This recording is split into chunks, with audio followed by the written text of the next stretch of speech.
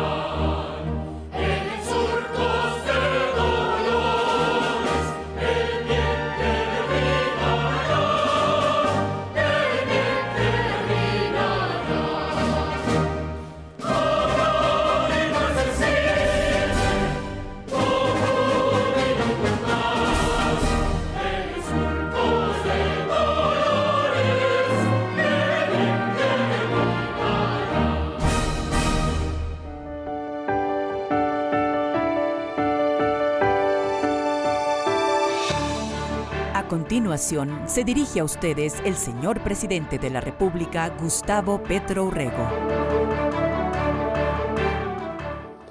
Buenas noches, ciudadanas de Colombia. Esta locución ha sido un poco sufrida. Indudablemente allá en creciendo y por razones no comentables aún. Mucho temor porque yo pueda comunicarme con la ciudadanía al punto que creo que un poco de manera histérica se intentó construir una censura previa, totalmente prohibida, dice la Corte Constitucional, absolutamente prohibida en Colombia.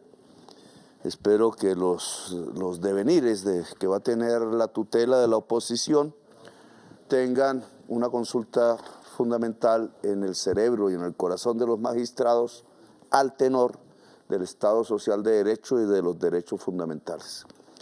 Ya estas son últimas alocuciones porque apenas entremos a campañas propiamente presidenciales electorales, mi facultad aquí cesa relativamente. Vamos, me dieron 40 minutos, así que intentaré colocar los temas que quiero comunicarles a ustedes. Algunos los suspendí para un problema, dice, urgente, de urgencia inmediata por su relevancia pública e indudablemente desde hace unos meses para acá y cada vez de manera peor, en una manera de construcción de un discurso geopolítico.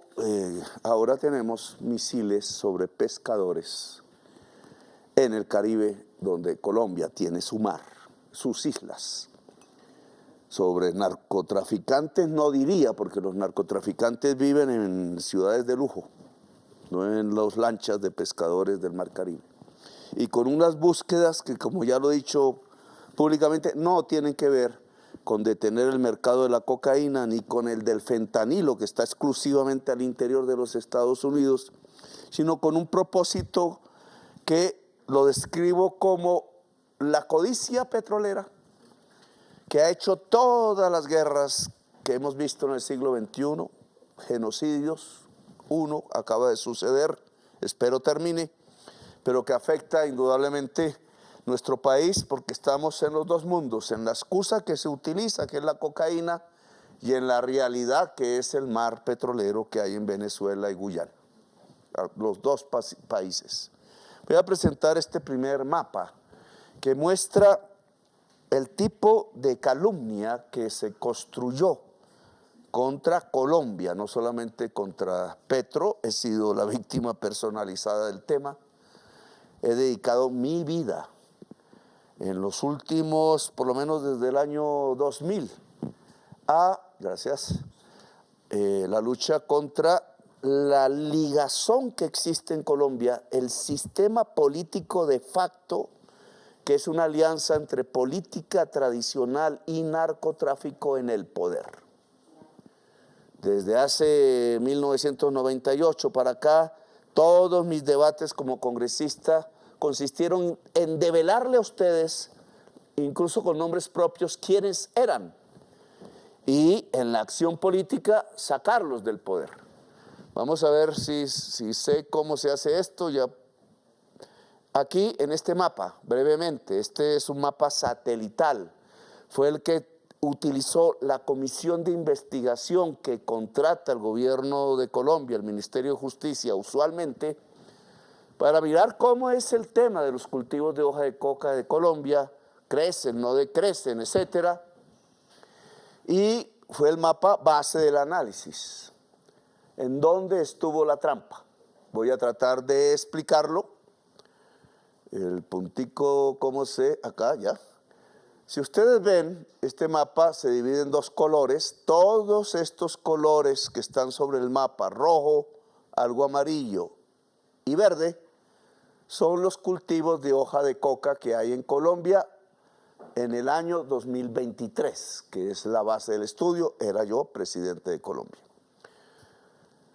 Se dividen en estos tres colores por un motivo esencial. Cuando uno suma todo el área, más o menos da 252.000 hectáreas de cultivos de hoja de coca. Pero no todas las áreas son iguales, y aquí está el problema. Tradicionalmente, las Naciones Unidas, a través de su comisión, había hecho no solo la medida de esta totalidad de áreas de hectárea, sino que las había subdividido entre hectáreas, como aquí dice, donde el cultivo aparece y desaparece durante últimos 10 años, abarcando, bueno, una serie de hectáreas. El rojo es los cultivos de mayor productividad y permanencia en Colombia. Los cultivos fluyen, se mueven. El rojo es el enclave, permanente desde el año 2014 al 2023.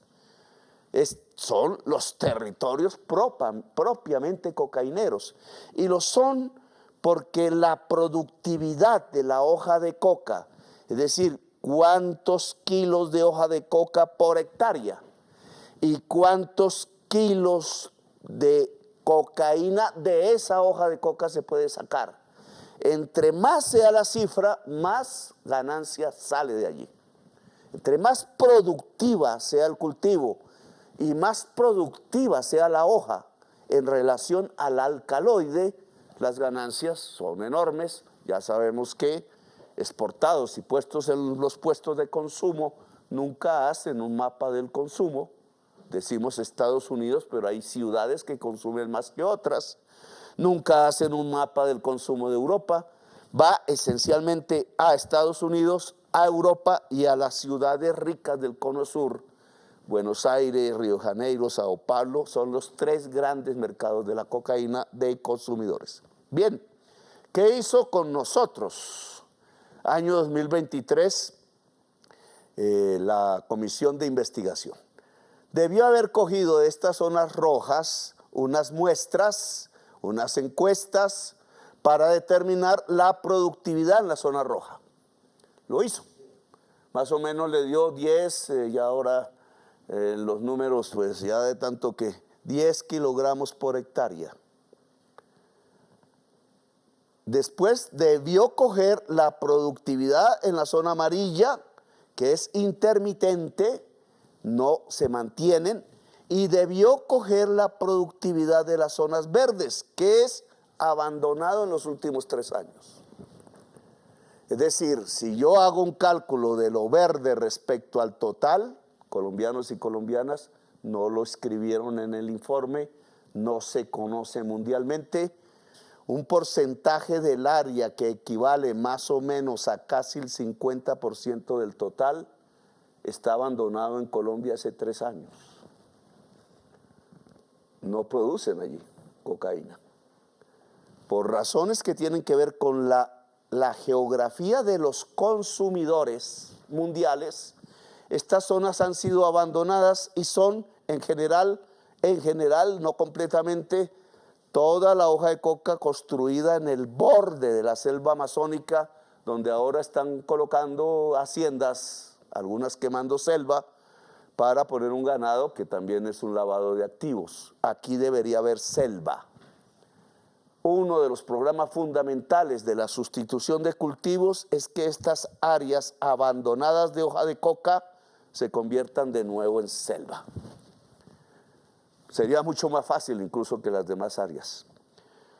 ¿Qué pasaría si yo cojo las muestras y las tasas de productividad de la zona roja altas y se la aplico a las zonas abandonadas con productividades muy bajas ya y las presento como si fuera el potencial de producción de cocaína de Colombia?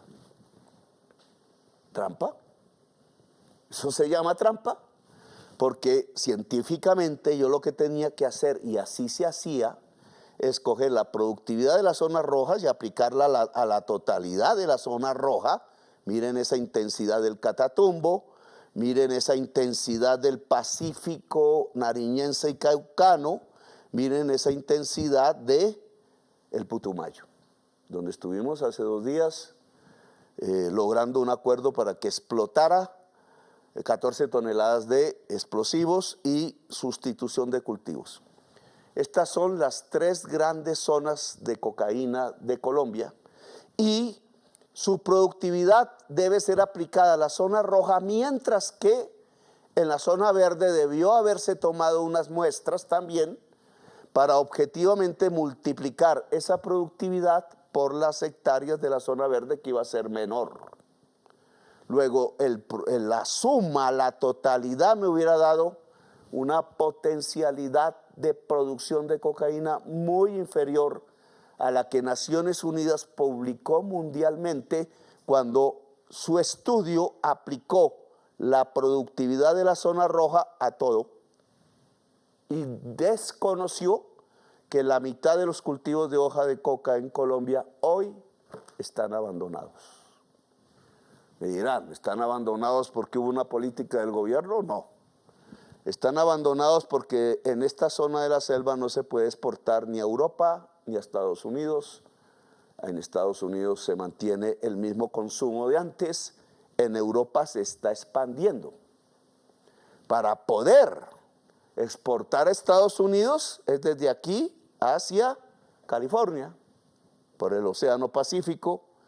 Si quiero exportar a Europa es desde aquí hacia, puede ser por Venezuela, Maracaibo, puede ser por Colombia, norte de La Guajira, sales a las Antillas y por el mar llegas a España y otros puertos, o desde el Putumayo, por todo el río Putumayo que va por aquí, se mete al río Amazonas aquí, y también por todo el río Amazonas se va al Atlántico, luego a Europa, África y Europa, o hacia abajo al gran mercado de la cocaína de Buenos Aires, Río de Janeiro. Todas esas ciudades están juntas, Sao Paulo, que es la mitad del PIB, de la economía de toda América Latina.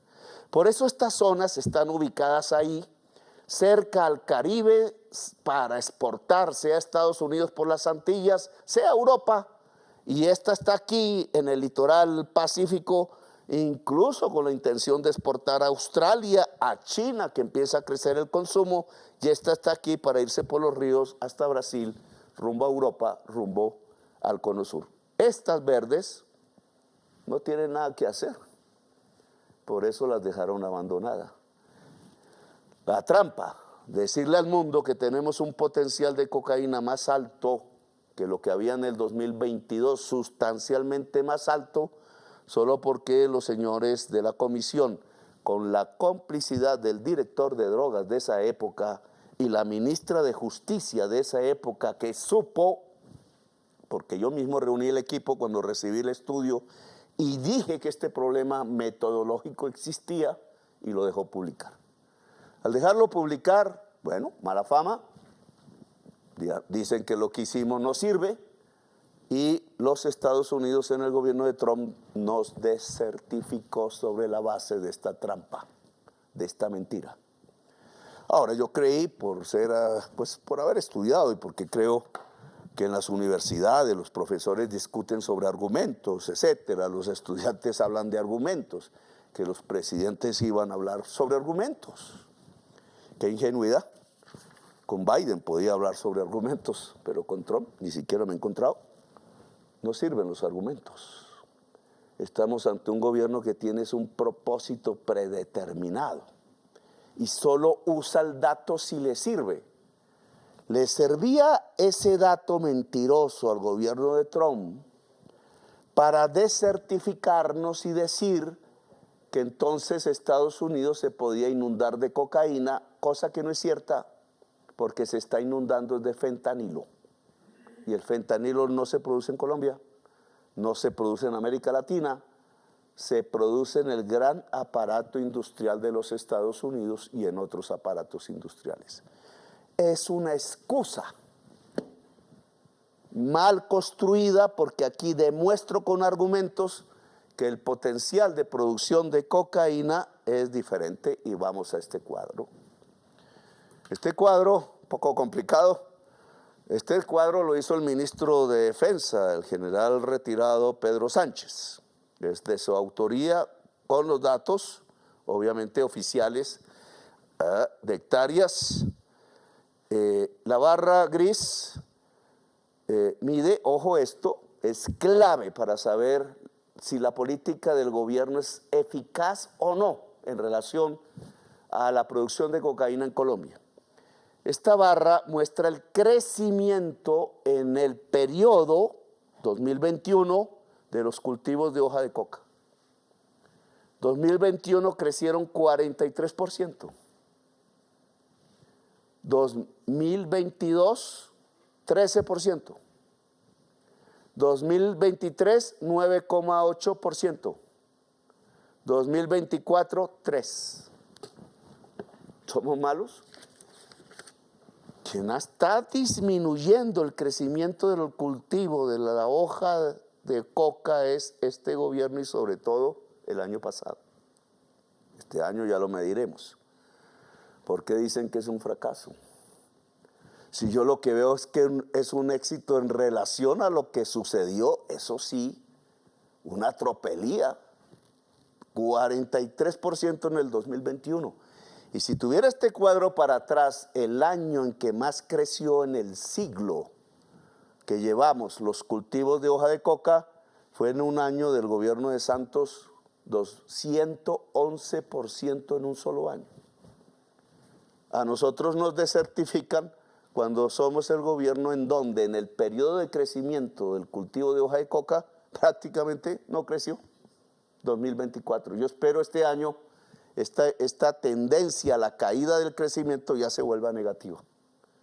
Porque si yo quito además los cultivos de hoja de coca que no se dejaron abandonados, si soy capaz de convocar al campesinado, al movimiento indígena que vive en esa región, que ya mostré, que es el borde de la selva amazónica con la altillanura, para transformar en eso, con pago del Estado, en selva, que empiece a crecer estas cifras que podríamos presentar este año y el año entrante serían récord en la disminución de cultivos de hoja de coca de Colombia. Ya no en tasas de crecimiento que casi tienden a cero, sino en tasas de decrecimiento, que es mi propósito. Bien, entonces la barra azul es la variación de incautaciones, que es mi política. incautar la cocaína, no quemarle el rancho al campesino, no llenarle de veneno los cultivos, enfermarlo o sacarlo de las tierras a la fuerza. La política antidrogas acabamos de, por iniciativa de Colombia, hacerla aprobar en la Comisión de Derechos Humanos de Naciones Unidas por unanimidad, sujetar toda política sobre drogas a los derechos humanos. Ahora vamos a compararlo con el Caribe, que es la urgencia. Las incautaciones, que es coger la cocaína ya hecha, cogerla en los puertos, en las carreteras, en el mar, sin afectar al campesinado, crecieron 32% en 2021. Decrecieron 1% en el 2022. Yo las hice crecer 13% en el 2023 y en el 2024 ya va 19%. Solo en estos 2 años hemos incautado la mayor cantidad de cocaína de la historia del mundo en un solo país como Colombia. El ministro de Defensa entonces hizo un ensayo de relación entre estas dos variables, es decir, entre el aumento de las hectáreas y el aumento de la incautación.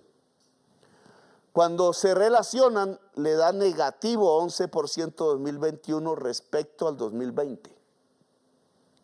Le da menos 1% en el 2022, no, menos 14% en el 2022, y miren esto que sucede. En el 2023 le da positivo 3,2%, y en el 2024 aún le da aún más positivo con un crecimiento del 16%. ¿Qué significa esto? Que la relación de incautación respecto al aumento del cultivo de hoja de coca es supremamente eficaz en el año pasado, respecto a una relación negativa en los años del gobierno de Duque, no medimos santos, y en el primer año de mi gobierno, que aunque fue positiva, fue leve. Aquí se está midiendo la eficacia de la incautación respecto al crecimiento de hectáreas de hoja de coca. En otras palabras, incautamos mucha más cocaína que lo que se podía recoger en la hoja de coca que creció respecto al total de los cultivos de hoja de coca en Colombia. Eficacia se llama eso. Ojalá las estadísticas para el 2025 sean todavía mejores, y sé que van a ser muchísimo mejores que esta, pero nos atenemos al dato. Pregunta, ¿y ustedes por qué nos desertificaron? Si hemos demostrado que somos el gobierno que más ha incautado, no solamente en volumen, sino en relación al crecimiento de los cultivos de hoja de coca de la historia del mundo, ¿por qué precisamente con esas cifras terminaron desertificándonos? A ningún presidente le habían hecho eso. Pues no puede ser por estos datos. Tiene que ser porque hay otro motivo que no es la política de drogas. Si esto está pasando, además, hay que decirlo, ¿cuánta cocaína de Colombia se mete por Venezuela para utilizar Venezuela para exportarle a Estados Unidos? Hay quienes han hecho ese tipo de investigación y es pequeño, 4 o 5% del total de la cocaína que Colombia aún saca. Incluso aquí es otro movimiento de tipo político, geopolítico, y es que la cocaína que sacábamos, ya no encuentro el mapa inicial, a ver, no, me voy perdiendo, entonces mejor no me pierdo. Ahí. Entonces la cocaína que sale del litoral pacífico, ustedes pueden ver Nariño, Cauca, en la mayor productividad de la hoja de coca está precisamente ubicada en el Naya, Micay.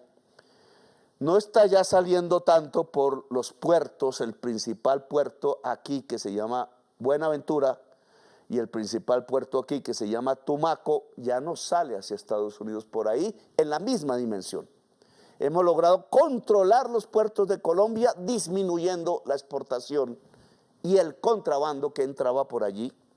La Armada hoy tiene esa función en los puertos. Entonces, ¿para dónde se va toda esta cocaína que se produce aquí? Se nos está yendo para Ecuador y está utilizando los puertos ecuatorianos. Ya parece que la mayor parte de exportación de cocaína por el Pacífico se está haciendo por los puertos de Ecuador, llevando la estela de muerte hacia Ecuador y haciendo de Ecuador una plataforma de exportación de cocaína mayor que la que existe en este momento en Colombia. Eso no es una buena noticia para Colombia, quizás un descanso, quizás la demostración de que somos eficaces en la lucha contra la mafia y que podemos ser más eficaces. Pero ese desplazamiento de las mafias hacia Ecuador obviamente es un problema para Ecuador. Y le he pedido a la policía colombiana que se integre con su inteligencia, etcétera, para lograr que Ecuador pueda hacer lo mismo que hacemos nosotros, de tal manera que también se vuelva eficaz en la lucha. Aquí en Putumayo, que va por los ríos, es hacia Buenos Aires, Río de Janeiro, y por el río Amazonas hacia Europa. Aquí también estamos con una política de sustitución de cultivo difícil, pero los grupos que se han armado aquí en este sector han aceptado hacerlo. Ya haremos un programa sobre la eficacia de esa política. Aquí tenemos que sembrar selva, ya lo dijimos. Y aquí en el Catatumbo, ojo, si queremos atacar esta zona de enclave del Catatumbo, además de sustituir cultivos de hoja de coca aquí, que lo estamos haciendo, la carretera al río Magdalena, que en la emergencia que dicté la Corte Constitucional tumbó el decreto. Ibáñez, pensando que aquí solo la emergencia ante un hecho militar como la matanza de campesinos hecho por un grupo armado que entró del ELN, se puede responder exclusivamente con tiros, con fusiles. No, señor Ibáñez y quienes piensan como él. Lograr quitar la violencia aquí implica menos cultivos de hoja de coca, y menos cultivo de hoja de coca en el Catatumbo significa más cultivos lícitos, y más cultivos lícitos ¿por dónde salen? Si no hay carretera. La carretera es absolutamente integral a una política de seguridad. Y podríamos aquí, y es lo que he dicho con malinterpretaciones, que se necesita una coordinación con las fuerzas militares y de policía de Venezuela, porque si no la cocaína sale por aquí toda. Aquí hay que integrar las policías, la inteligencia venezolana y colombiana, igual que aquí hay que integrar las inteligencias y la fuerza pública colombiana y ecuatoriana, igual que aquí ya lo inauguramos, hay que integrar en Manaos, que estuve, las policías de toda la selva amazónica y la inteligencia de Colombia, de Venezuela, de Guyana, de la Guayana Francesa, de Ecuador, de Perú y de Bolivia, para poder realmente construir una política eficaz a escala suramericana y del Caribe. Pero entremos al Caribe. El Caribe nos da hoy una circunstancia,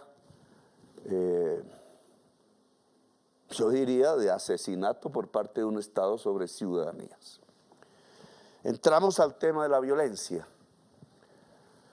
Este mapa lo publicó The Economist, espero que se pronuncie bien. Miércoles, otra vez se me fue aquí. Esto fue a todo el mundo y todos los lectores de la revista El Economista, basado en datos de la Defensoría del Pueblo. Este mapa 2019, así lo tienen, marca zonas de violencia, presencia de grupos por municipalidad. Y aquí lo mismo, pero para el 2024. Y entonces, obviamente, 2019 al 2024, un tema más bien político electoral, pues nosotros hemos dejado que el país, dicen ellos, sea copado por grupos armados que están en relación a la cocaína y al oro. Es un sinsentido, porque si los grupos armados que hoy existen haciendo violencia están ligados a la cocaína y el oro, ¿para qué tendrían que ocupar zonas que nada tienen que ver con la cocaína y el oro, como lo mostré, el mapa que mostré al principio? Este es simplemente un error metodológico peor que el que hizo Naciones Unidas, porque simplemente ponen donde no hay gente, violencia. Donde las poblaciones son pequeñas o caseríos, máximas violencias, llenando de rojo todo el municipio, y el municipio es selva, o el municipio, como en el caso de La Guajira, es desierto, donde no hay el actor, el ser humano de la violencia. Esto me llevó a hacer un análisis para deconstruir el mapa mentiroso que le muestra al mundo un país lleno de sangre por la realidad. La realidad no es que sea optimista y lo mejor del mundo, pero no es esa. Ese es un tráfico de la realidad. Mostremos esta, que es la realidad. Incluso, si miramos, miren dónde está la violencia según este mapa. Este mapa diría que la violencia está en la selva amazónica, en la Orinoquía, en todo el litoral pacífico hasta Panamá y todo el Caribe. Y en cambio no hay violencia en Bogotá, ni en Cali, ni en la zona más central de Colombia. Eso es lo que dice ese mapa que mostró la revista The Economist. ¿Eso es verdad? Es verdad que la violencia está en las zonas rojas y en cambio no está en las zonas blancas. Pues veámoslo, esta es la tasa de homicidios de Colombia. Está año 2025, es la estadística más reciente, es lo contrario. Es lo contrario. Debo leer la tutela porque nadie me lo dijo. Es lo contrario. En donde es la selva, obviamente hay poca gente allí. En donde es la altillanura, en donde es el litoral pacífico, aunque hay homicidios, es la parte donde menos homicidios hay en Colombia. Lo que pintaron de rojo es lo que menos homicidios tiene en Colombia. Los homicidios, la violencia se ubica en la zona andina. Y más específicamente, si ustedes lo miran con detenimiento, porque los círculos más grandes a los pequeños es mayor número de homicidios. Se van ubicando los círculos rojos, es los sitios de mayor homicidios de Colombia. No es donde dice el mapa, es en las grandes ciudades del país. Incluso, y esto como estrategia, los homicidios en Colombia se concentran fundamentalmente en la cordillera occidental del país. Desde Nariño, pasando por el Cauca, el Valle del Cauca, pasando por la región cafetera, hasta llegar al sur de Antioquia. Este es un tema esencial. ¿Por qué la cordillera occidental de Colombia se ha vuelto el eje central del homicidio en el país? No ubicado en sus campos, no ubicado en sus veredas, sino en sus ciudades, la más grande aquí, Cali, Palmira, Jamundí. Y si yo voy a la otra zona de concentración de homicidios, lo encuentro en el Caribe colombiano. Sus puertos, Cartagena, Barranquilla, Santa Marta.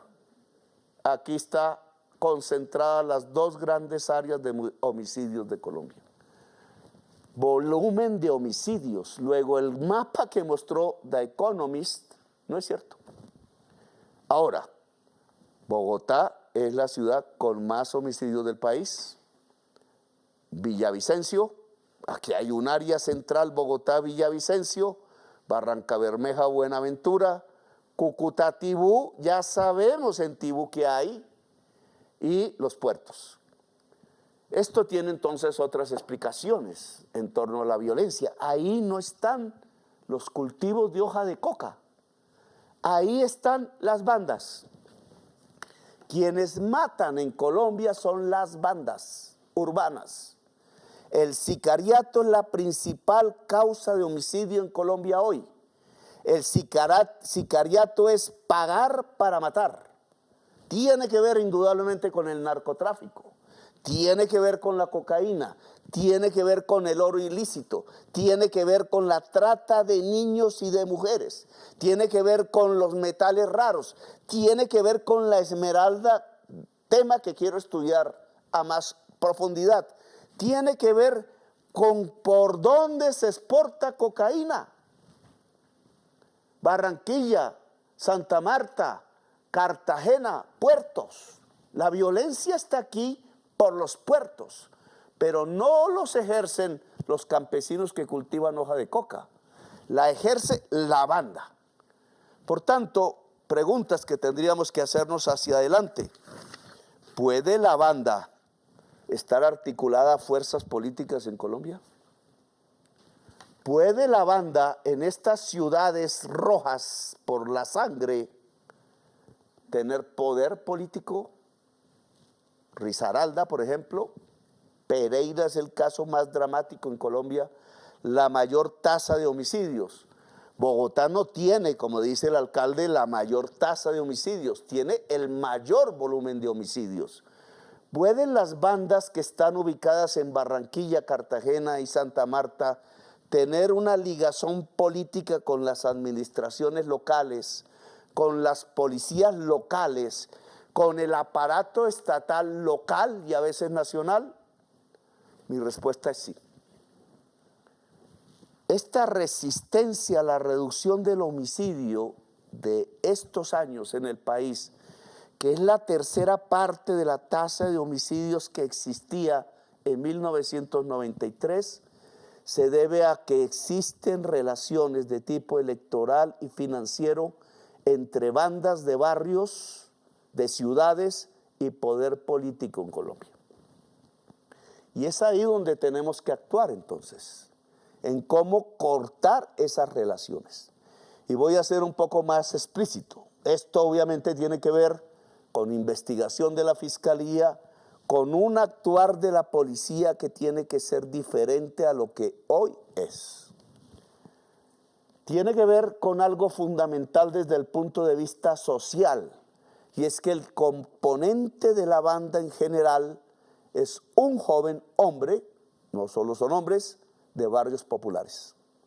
Es una juventud excluida de la posibilidad del progreso, que no tiene oportunidades y las busca por el lado de la violencia. Aquí la política de paz entonces, y en mi gobierno tengo que reconocerlo, debe variar, porque al centrarnos en las zonas donde se produce hoja de coca, no encontramos el homicidio, o lo hay, pero en menor escala.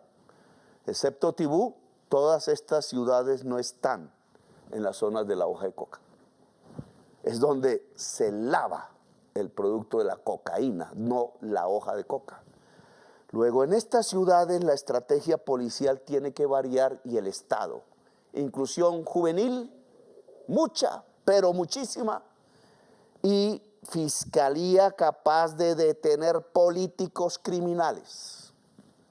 Si la fiscalía le tiene miedo a la clase política y ha pactado con la clase política, tal como se lo dije a Néstor Humberto Martínez, tal como se lo dije a un fiscal que yo olvidé el nombre, Iguarán se llamaba, tal como no se lo dije a Luis Carlos Sarmiento, al señor Luis Camilo Osorio, a ese no se lo dije porque lo descubrí, estaba ligado por confesión, hoy lo podemos saber, a la cúpula de las Autodefensas Unidas o paramilitares, que llamamos. Si la fiscalía no es capaz de cortar sus nexos con la criminalidad, no va a ser capaz de cortar los nexos de estas bandas con la política tradicional que intercambia votos y dinero por protección en la fiscalía. Y le preguntaría a la fiscal general, que dicen que es mía, no, ni la conocía. Ojo, si por estar en el puesto ha terminado haciendo transacciones políticas con los puestos de la fiscalía, porque las transacciones políticas solo sirven para proteger criminales en los territorios de donde son los políticos. La Policía de Colombia va a cambiar, he pedido el cambio del director, ha hecho un gran trabajo, pero hay unas fallas que creo que tenemos que sobremontar profundamente. El tema de Amalfi lo he analizado los muchachos que murieron de la policía, lo he analizado, daré un informe en otra oportunidad, el tiempo que ya se me acorta, no sé cuánto me queda, de los 40 minutos que me han dado. La policía de Medellín, también tengo que recibir un informe más detallado, por eso tampoco me adelanto. En Medellín no puede existir parapolicía. Eso está prohibido por la Constitución de Colombia.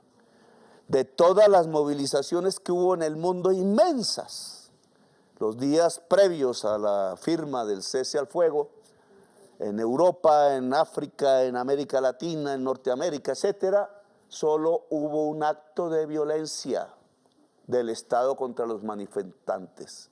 Ese fue Medellín y tuvo un protagonista, la parapolicía que la administración local ha montado.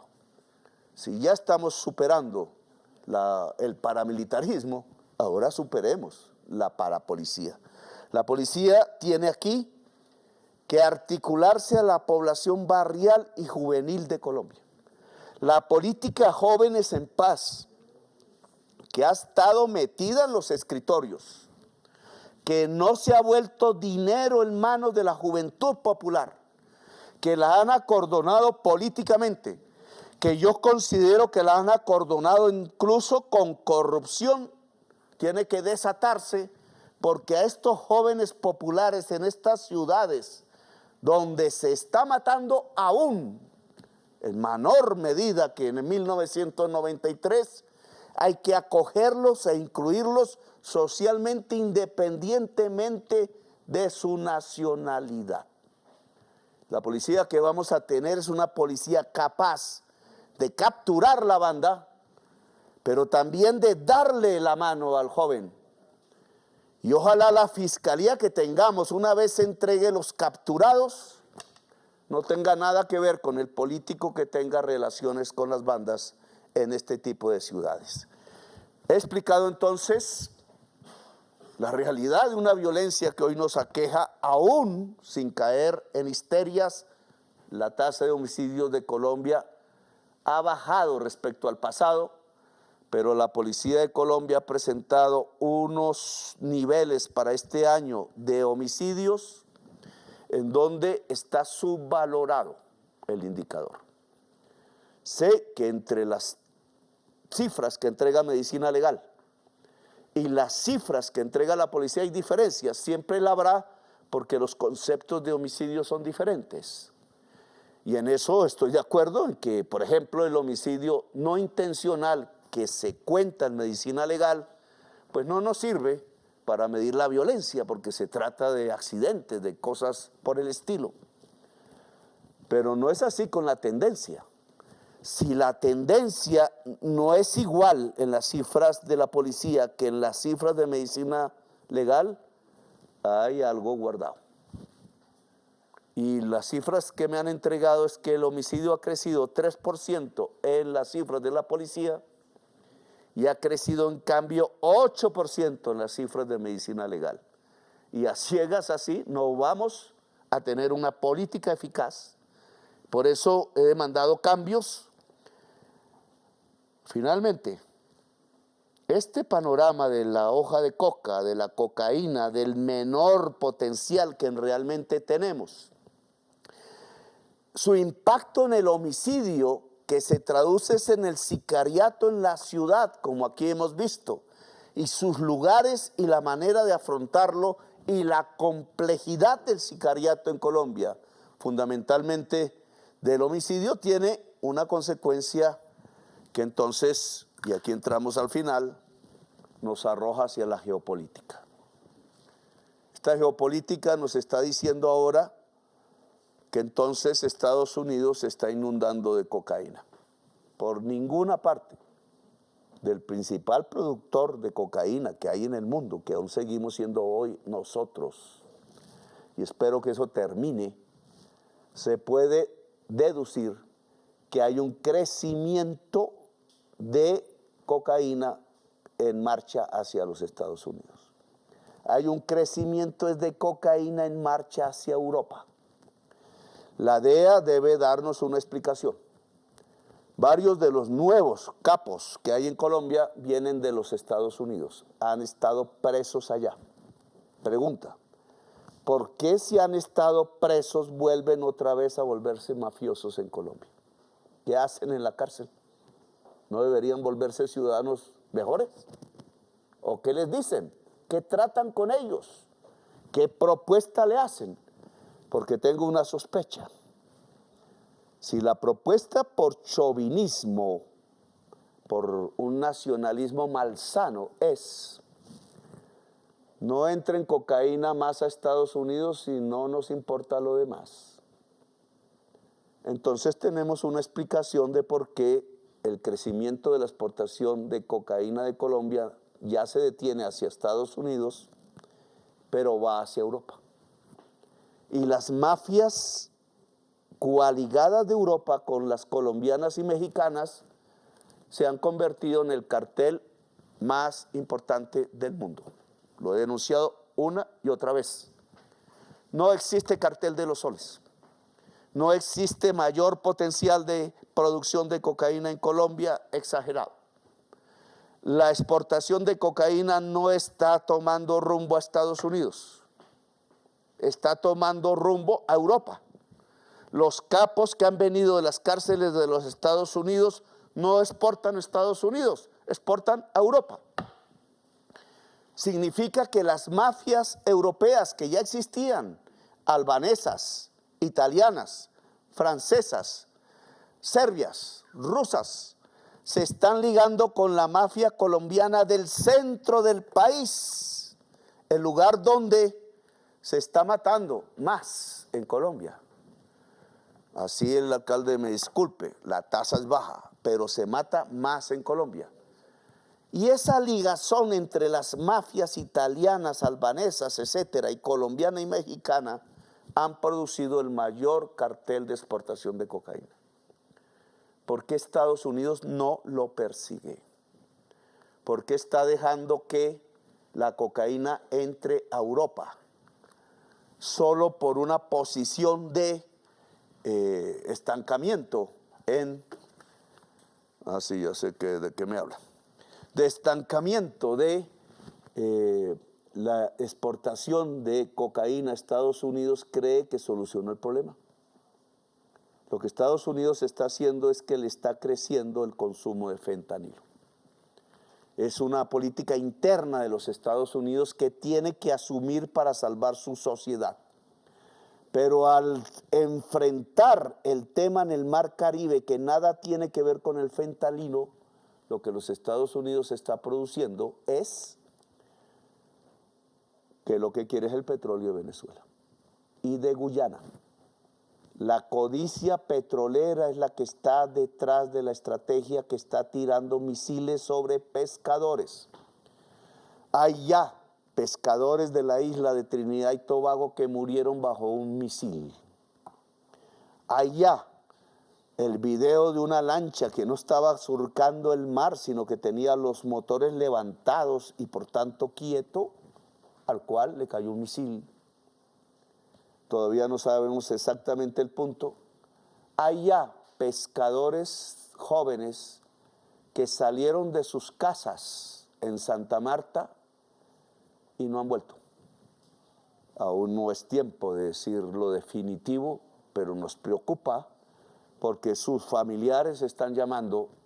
Les pido a todos los familiares en donde sus hijos o maridos no estén retornando de manera extraña a casas en donde existan puertos, que avisen inmediatamente a las autoridades Y veremos qué ha pasado con ellos, porque si lo que está sucediendo es que alguno de los colombianos haya muerto bajo los misiles, le pedí a todos los abogados de derechos humanos que hoy les pedimos disculpas porque el Estado colombiano los asesinó y persiguió en las pasadas décadas, que nos ayuden a establecer a escala internacional y nacional las demandas y denuncias si colombianos han sido asesinados por los misiles. Colombia aprobó la resolución que toda política de drogas se debe sujetar a derechos humanos. El general almirante Alvin, del Comando Sur, jefe del Comando Sur de los Estados Unidos, ha renunciado. Me quito el sombrero de civil, almirante. Si usted renunció porque no quiere ser cómplice de una violación, de un crimen de guerra, bienvenido. Nosotros queremos lo mismo. No puede usarse las armas de ningún ejército del mundo contra la humanidad. Dije en las calles de Nueva York, lo repito en este programa, y menos tampoco en el Mar Caribe, y menos contra colombianos y colombianas, pescadores inocentes. Le solicito al presidente Trump contener su codicia petrolera, pensar en la humanidad, pensar en la eficacia de una América grande. Una América grande es una América en donde los pueblos que habitan las Américas, desde Alaska hasta la Patagonia, sin exclusión, dialogan sobre sus problemas comunes, porque dialogando y con argumentos podemos superar los problemas. Este cartel de los soles, y no me pusieron la lectura completa de mi carta, porque debe ser completa, yo no oculto mis palabras. Este cartel que llaman de los soles debe ponérsele el nombre que es verdadero. Es el cartel de la Junta del Narcotráfico. Tiene su origen en el cartel de Bogotá, en el tercer hombre de la organización de Pablo Escobar, señor Lozano. Derivó en el bloque capital que políticos poderosos de la ciudad de Bogotá querían extender como forma paramilitar para controlar la población de Bogotá y el centro del país. Uno de ellos me iba a asesinar, el señor Arroyave, que murió por el segundo que lo mató. Y que se ha transformado en lo que hoy se llama la Junta Directiva, que es una confederación, pero que con peso en Boyacá, Bogotá y los Llanos, se ha convertido en global, el mayor cartel de cocaína del mundo, y viven en las ciudades del lujo del Medio Oriente y Europa, y que han tenido una cooptación sobre cúpulas de la Fiscalía para lograr su impunidad, y por eso nada sabíamos de ellos.